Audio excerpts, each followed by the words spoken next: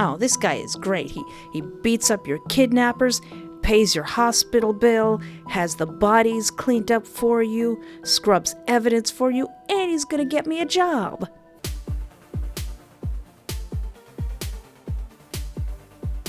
I'll do my intro once I can tear myself away from this hot beat. Hello and welcome to my YouTube channel. I am Espoir David, and today I want to play a game that's from the developer of You and Him called DollHouse Productions.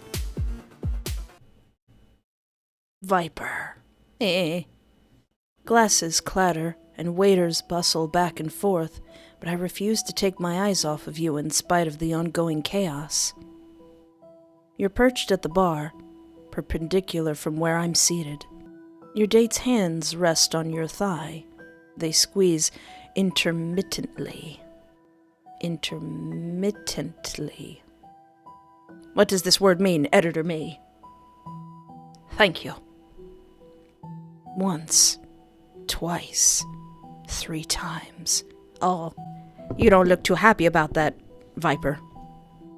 And his gosh darn nerve astounds me. I imagine breaking each one of his fingers as I clutch my own glass. The crunch of bone and the satisfying cries I'd get to hear. The soft sobs that would escape him, knowing he could have avoided it if he'd never laid a finger on you. Aww. I want to do it. I want to kill this man and hang his body up for all of your future potential lovers to see. But I can't. Not until the perfect moment presents itself. An early Christmas gift to myself, if I ever did see one.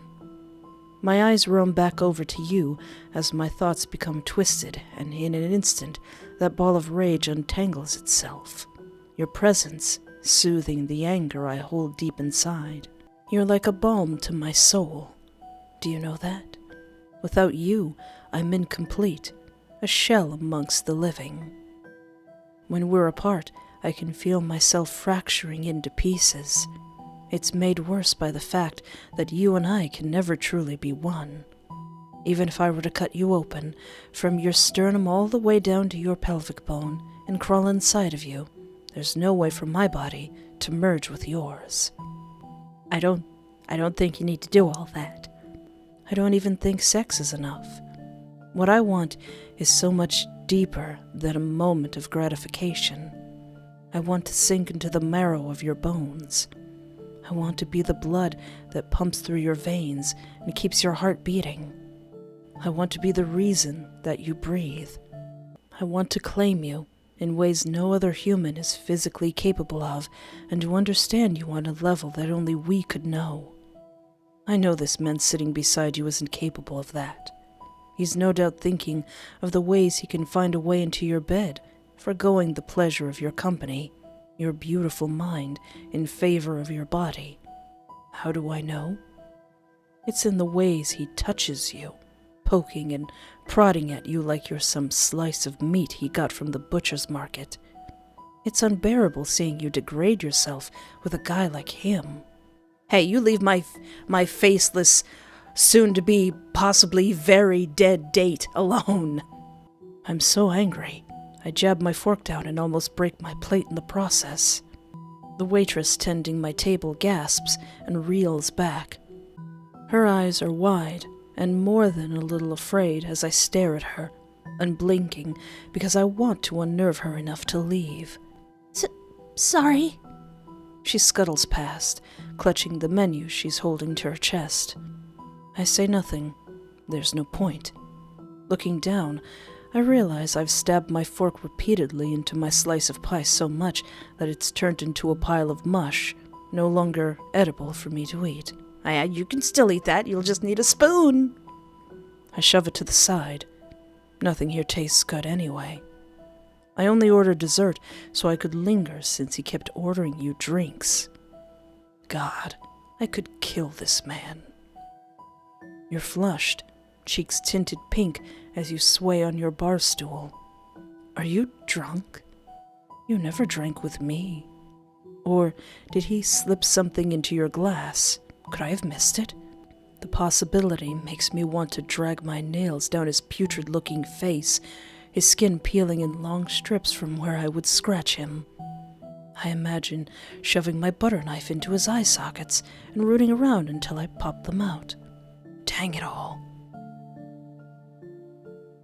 You know, you seem to have a lot of big thoughts, and I think, Viper, you possibly need to get into journaling. Now, get those thoughts out of your head.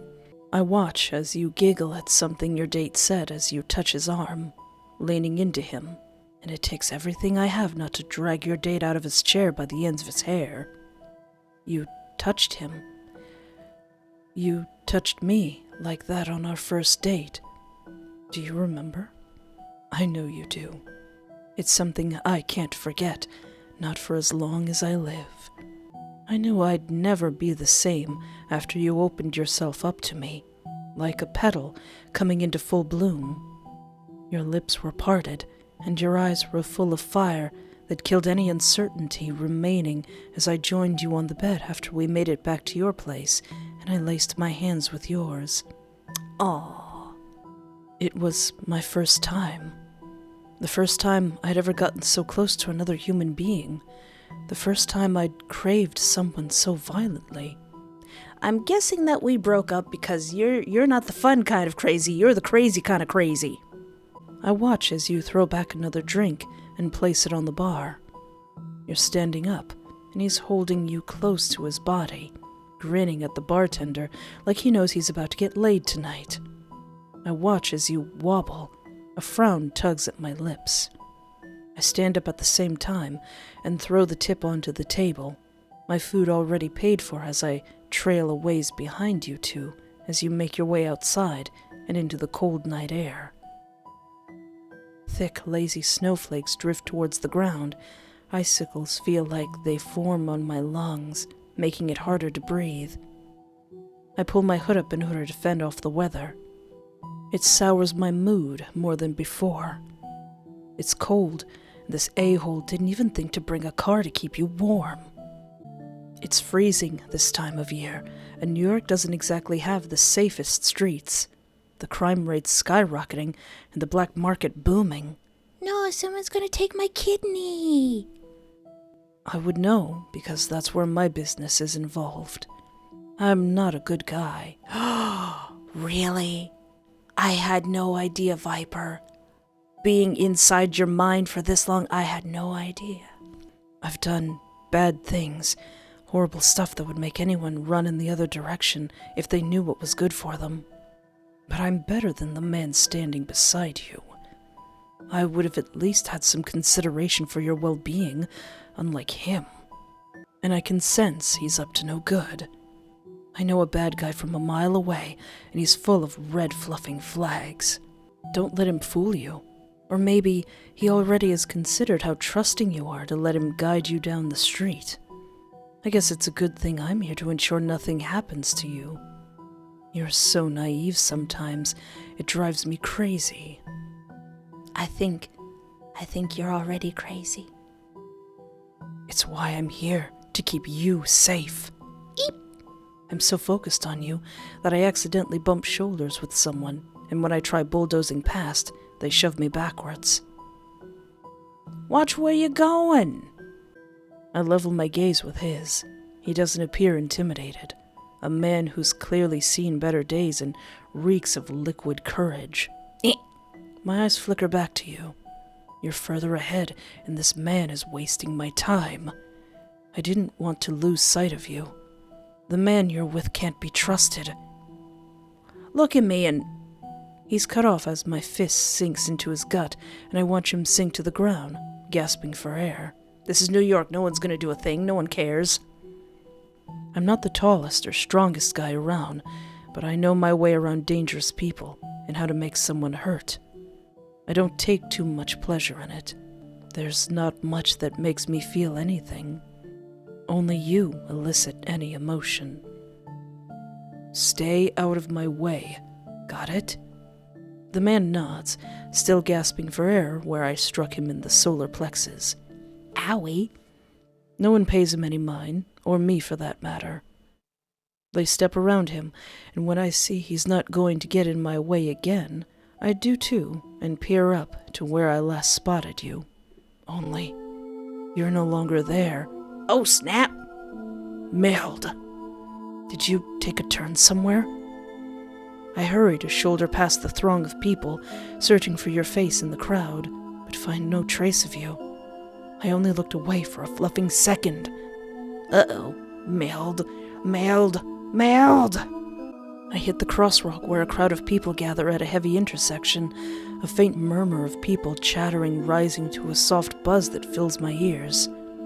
I listen out for your voice as I spin in a circle, trying to peer overhead in order to catch sight of you. But you're not here either. Did you stop at an alleyway? A store? My breathing becomes frantic, the world closing in on me as panic settles in. My breathing becomes frantic, the world closing in on me as panic sets in.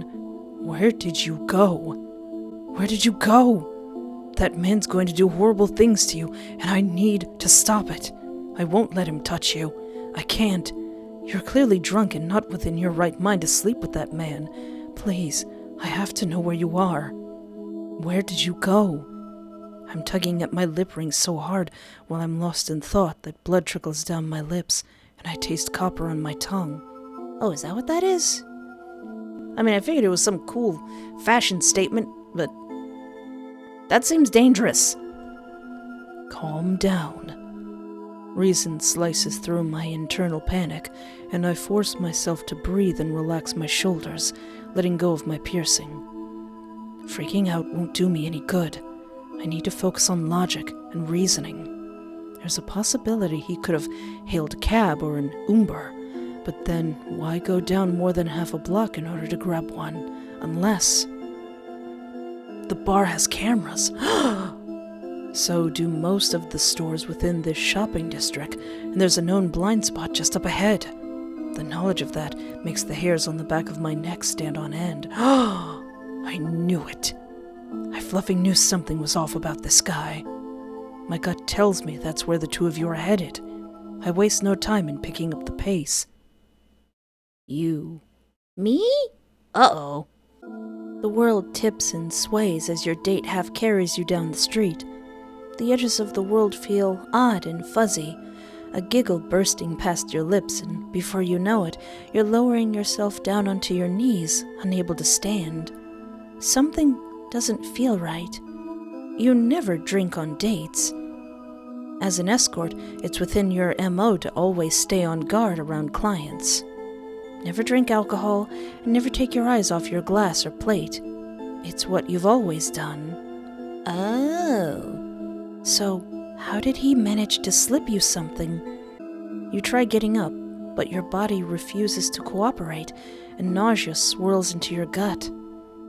You overhear someone ask your date if you're all right, and he assures them that you've had too much to drink tonight, and he's taking you home. I am in danger! But, Fluff, you scrunch your eyes closed. Bad. This is bad. Your subconscious is screaming at you, but everything keeps tilt-a-whirling, and you want to vomit. You clasp a hand over your mouth to try and keep the bile rising in the back of your throat down, your hand shaking less so due to the cold, and more thanks to the drug running through your system. A hand strokes your back. Your client's voice is a soft, reassuring coo. Don't pass out. Don't pass out. Are you all right, baby? Don't call me that. Ooh, you're so lucky that my super incredibly violent yandere crush isn't tailing us right now. Those are the words you want to say, but you're struggling to get anything out, and by the time you manage to try, they disappear into the blank void of your mind. Your mouth feels like cotton, dry and uncomfortable. You want to go home, lie down and soak in a nice bath, but you doubt you're going to make it back at this rate. There's no telling what this man wants from you, and it's clear you're under his mercy. You need to think of a way out of this. Gotta escape. Gotta roll up out of here. You close your eyes, trying to muster up any coherent thought that will lend you a helping hand. Pocket. Something about your pockets. Do I got my Barbie knife with me? You manage to brush your fingers against them and feel a familiar outline. It's a small canister of some sort, no bigger than the size of your palm. Spray! Spray! You've got pepper spray! You lean against your date in an effort to keep him from seeing what you're up to, and also because you're unable to support yourself upright. "Aw, you poor thing. Do you need me to carry you?" His voice drips with feigned concern, and you shake your head. You realize your body is no longer responding to any cues. Your fingers fumble at your pocket. You try wedging them inside, but your mobility has gone to absolute trash, and when your hand slips, you're unable to recover. "Help! Someone help me!" Your eyes slide over to the people passing by. "Like I said, this is New York. Everyone's gonna walk by. Nobody cares." They ignore the way your eyes scream at them, choosing to keep their attention locked on the path in front of them, or on their phones, or their friends or partners. You're out of luck, and out of time. Your client leans over you with a knowing smile, his hand cupping your cheek, his thumb dusting along the curve. Hey, dude, could you, reach into my pocket, get my pepper spray, and spray yourself in the eyes, please? That would be a big help." Don't touch me." Your date retains his smile as he goes to hook an arm underneath your legs. You can hear the sound of a rumbling engine nearby and someone calling out to your date as he moves to lift you up and into his arms. "Oh no, it's a candy van!" There's a darkened van that pulled up next to you. You try reaching for your spray again, but it's useless to even try, the drug completely taking over your system by now. Snow lands on your cheeks and leaves tear-like stains behind. You close your eyes as your client steps up to the owner of the van as he yanks one of the sliding doors open. "Any trouble?" "Nah, what you gave me worked perfectly." He adjusts his hold on you, lifting you up as if you're a fish he managed to reel in. "Well, I guess technically I am." "I caught a good one, didn't I? How much do you think they'll fetch?" "A pretty penny. Now get 'em in. I'm freezing my nuts off out here."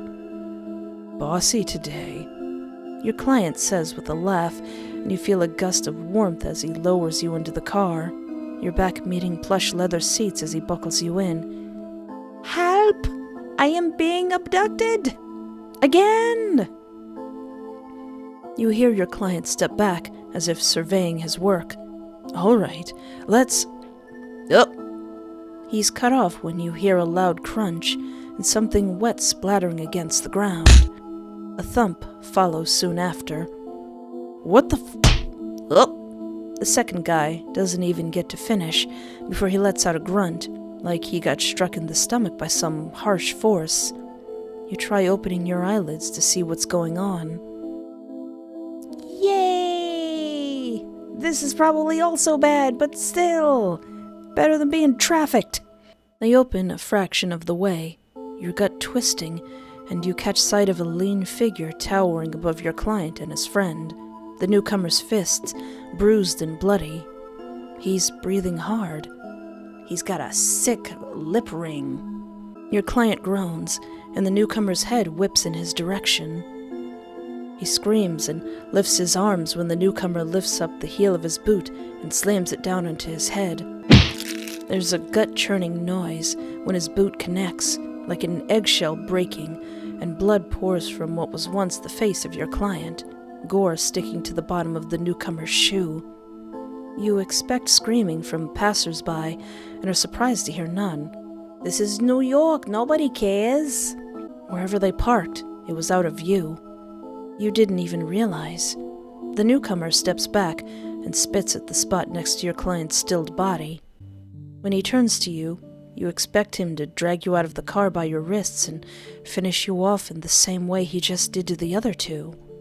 But instead, you feel hands probing at your face, almost like he's taking stock of any potential injuries. Who are you? The newcomer shakes his head. You catch sight of a lip piercing and hair dyed turquoise. It's a wonder how he didn't manage to fry the fluff out of his hair, but what's more is that something about him tugs at your memory. Do you know him from somewhere? That frame looks familiar, but you've gone through a number of clients, so it's hard to say whether he was one of them or just looks familiar due to how distinct his features are. Your head lolls to the side as he gingerly draws you into his arms. For a man who just bludgeoned someone to death, he's being far more gentle with you. You're glad he stopped your client from kidnapping you, but you aren't really sure you're any safer with this guy over the other two. I think I'll take the psycho in this instance. I think I'll take the obsessed psycho. But then again, he does want to crawl into my bone marrow. What does he want? And why is he here? That's the question ping-ponging through your hazy mind as he cradles you to his body and steps over the two corpses he just left in his wake. Isn't he worried about someone showing up and finding him at the scene of the crime? And why did he kill them? None of this makes any sense. There's something you're missing here, but it's getting harder to think as you're pulled under the tide and fall into unconsciousness. Viper. You're fast asleep in my arms. I keep glancing down at you, both because I'm worried about the after effects of the drug and because my eyes are always drawn to you. I never once thought that one lonely night would lead to all of this. I never thought it would lead me to you. You probably don't even realize how important you've become to me. Maybe if you did, you wouldn't be so reckless. Seeing that fluffer stuffing you into the van caused something to snap within me, and before I knew it, I was crushing his skull in. I should have made his pain last longer for what he tried to do to you. I regret not picking apart his background before even letting you meet up with the man. But he's gone, and you're safe now. What happened today won't happen again. Not when I'm around. That much you can be certain of. The doors to the hospital breeze open as I step inside and walk up to the nurse's station. The receptionist appears startled by my disheveled appearance. I probably look like crap, but I couldn't care less. You're what's important. Aww. I squeeze you closer to my body as she stammers over her words. How can I help you, sir? I nod towards your unconscious form. Does the unconscious person in my arms not spell it out for you? My significant other was drugged while at a bar tonight. They need medical attention. Now. To her credit, the receptionist is quick to call for staff, and it's not long before you're taken out of my arms and wheeled off. It took everything I had to let you go. I don't leave until you're out of sight, and even then, I linger, staring at the spot where you and the staff disappeared around the bend. It's not until my phone vibrates that I finally snap out of it and walk out of the hospital, shuffling around in my pocket before I bring my phone up to my ear. I'm assuming you took care of everything? Wouldn't be me if I didn't. I scrubbed the place clean and the bodies are on their way through transport. Relief floods through me. All that's left is the surveillance cameras, and I can handle those on my own. I need to swipe any and all evidence of you ever being with that guy tonight off of every single feed in order to keep the police from questioning you. If the two men are reported missing, you'll end up a possible suspect. Aw, my little psycho secret admirer's thought of everything. Sure, there's eyewitnesses' accounts, but with no bodies and no physical evidence linking you to tonight, they'll probably chalk it up to a disappearance and focus on other bigger cases. The city is full of worse crimes, after all. Who cares about two nobodies going missing? I can handle the rest from here. My payment? Already hot-wired into your account. Then consider this transaction completed. See you around, Viper. I hang up and pocket my phone before I tip my head back, reminding myself that you're okay and that I was able to protect you. All right. I lower my head and focus on the path in front of me. All that's left after taking care of this is to get you away from this dangerous job of yours through any means necessary. And I do mean any means. Tonight was the last straw for me. I never want to see you forced into a situation like that. I refuse to let it happen.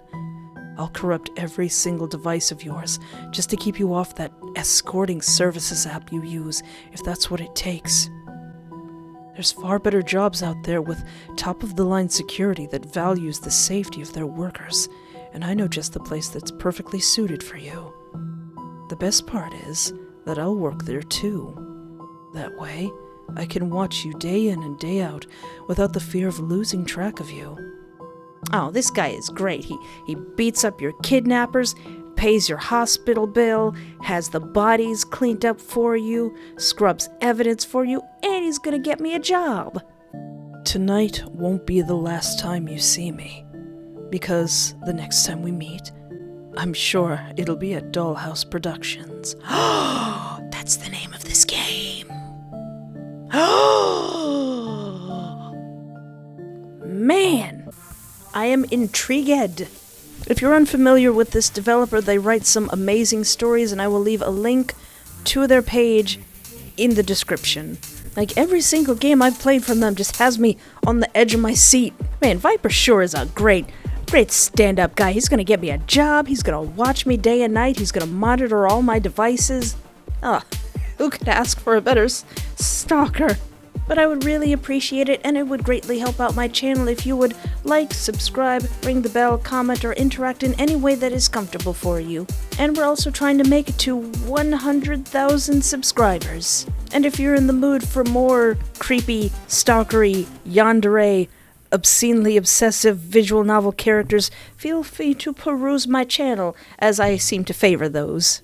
But anyway, thank you so much for hanging out with me. Take care of yourself, have a great night, and remember, there is always hope.